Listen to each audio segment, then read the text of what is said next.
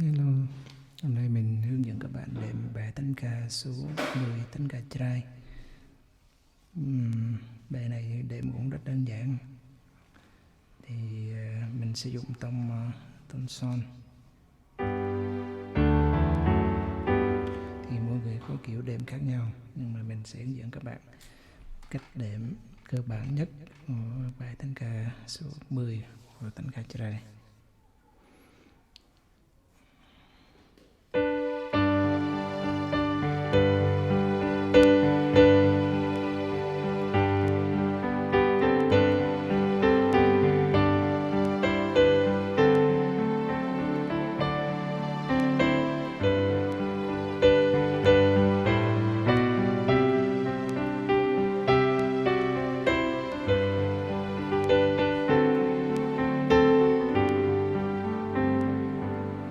Đó là khúc dạo đầu. Còn đến khi mà người ta hát mình đệm thì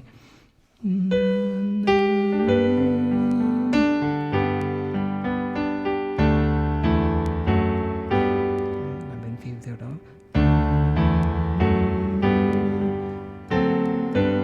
Này là re 7.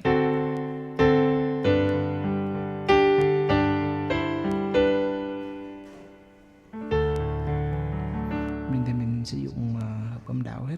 Son son